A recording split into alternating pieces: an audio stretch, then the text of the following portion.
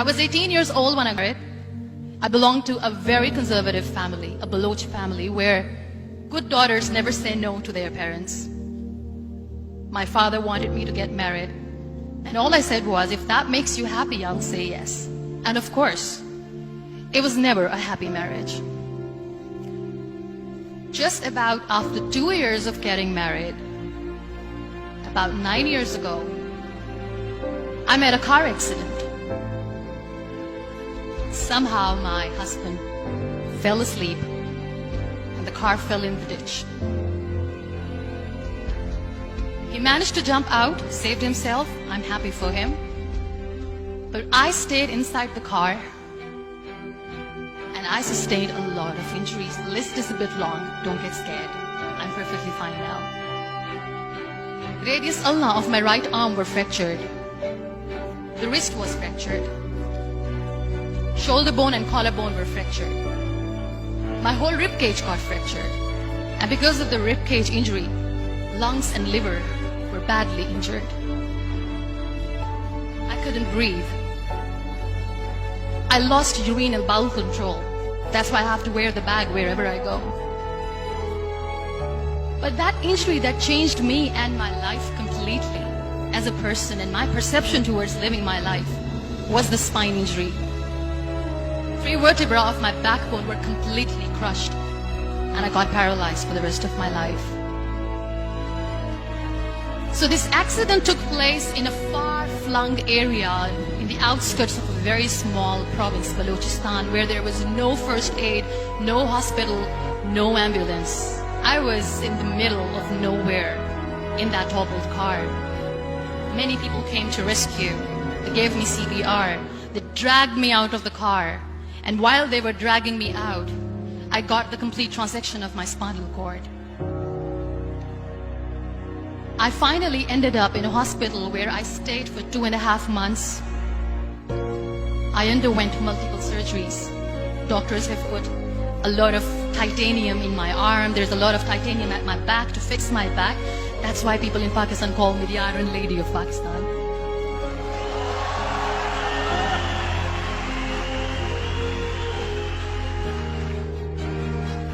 Those 2.5 months in the hospital were dreadful. I will not make up stories just to inspire you. I was at the verge of despair. One day, doctor came to me and he said, well, I heard that you wanted to be an artist, but you ended up being a housewife. I have a bad news for you.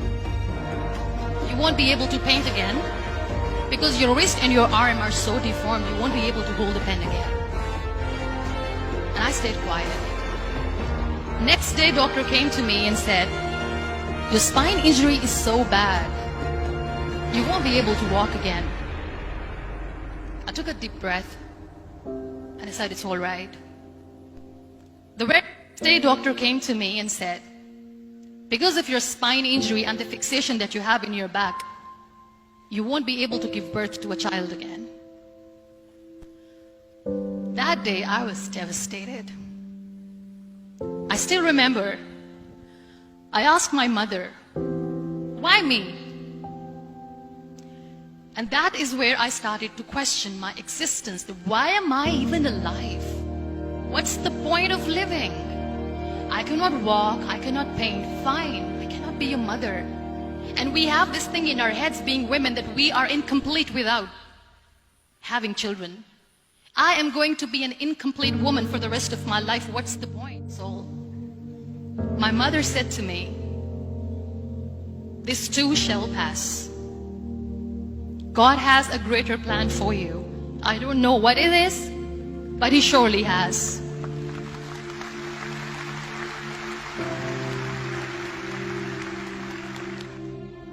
So what kept me going was, one day I asked my brothers, I know I have a deformed hand, but I'm tired of looking at these white walls in the hospital and wearing these white scrubs. I'm getting tired of this. I want to add more colors to my life. I want to do something. Bring me some colors, bring me some small canvas. I want to paint. So the very first painting I made was on my deathbed, where I painted for the very first time.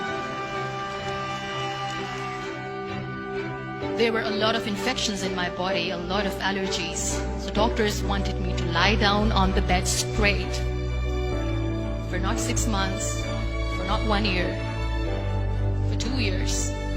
I was bedridden, confined in that one room, looking outside the window, listening to the birds chirping, and thinking maybe there will be a time when we'll be going out with the family and enjoying the nature. That was the time where I realized how lucky people are, but they don't realize. And you know how it all began? That day I decided that I'm going to fight my fears. We all have fears. Fear of unknown, fear of known, fear of losing people, fear of losing health, money. We want to excel in career, we want to become famous, we want to get money. We are scared all the time. So I wrote down one by one all those fears. And I decided that I'm going to overcome these fears one at a time. Do you know what was my biggest fear? Divorce. It worked. But the day I decided that this is nothing but my fear, I liberated myself by setting him free. And I made myself emotionally so strong that the day I got the news that he's getting married, I sent him a text that I'm so happy for you and I wish you all the best. And he knows that I pray for him today.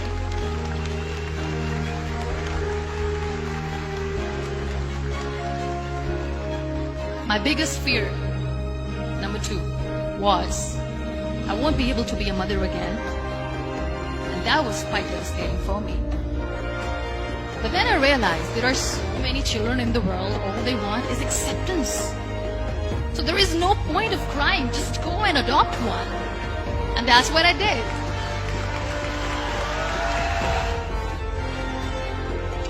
So when you accept yourself the way you are, the world recognizes you.